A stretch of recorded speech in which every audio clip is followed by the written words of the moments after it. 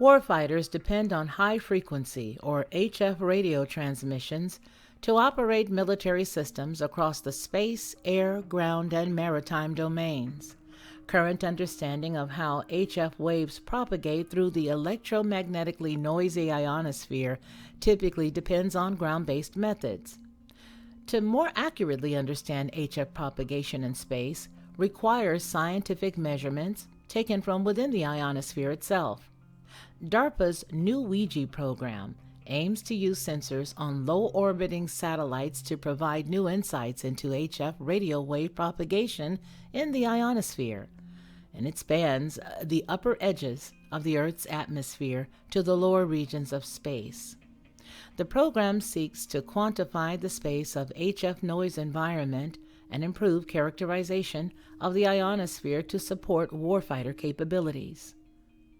Quote, OUIJA will augment ground-based measurements with in situ measurements from space in very low Earth orbit, or VLEO, to develop and validate accurate, near real-time HF propagation predictions, says Jeff Rogers, the OUIJA program manager in DARPA's Strategic Technology Office. He continues, the VLEO altitude regimen, approximately 200 to 300 kilometers above the Earth, is of particular interest due to its information-rich environment where ionospheric electron density is at a maximum. Fine-grained knowledge of the spatial temporal characteristics of electron density at these altitudes is required for accurate HF propagation predictions, closed quote. The program includes two technical areas. The first technical area was announced in a solicitation issued on April 21, 2022, and it seeks to develop, qualify, launch, and operate multiple small satellites carrying scientific and mission instrumentation. The OUIJA scientific payload will measure electron density by both direct sampling and indirect via radio occultation using navigation satellites. It is anticipated that the scientific payload will use or adapt commercial, off-the-shelf, or COTS components, but innovative instrumentation proposals that enhance the functionality of the scientific payload over COTS baseline are welcome. Quote, the HF mission payload will require a high sensitivity, high dynamic range, low noise HF measurement subsystem.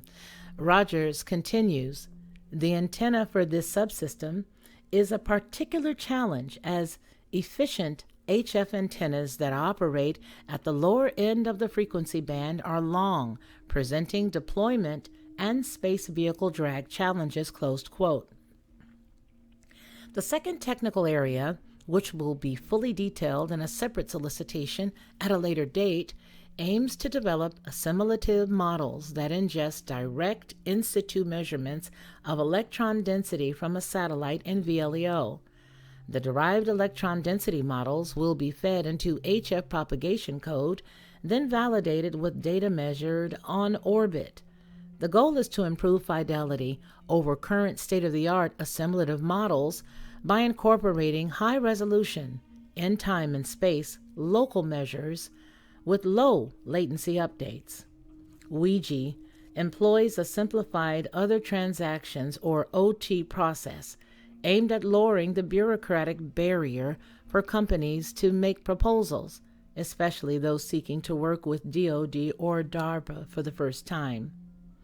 The solicitation of OUIJA Technical Area 1, including the full technical details program structure as well as the instructions for submitting a proposal, is available at the link down below in the description.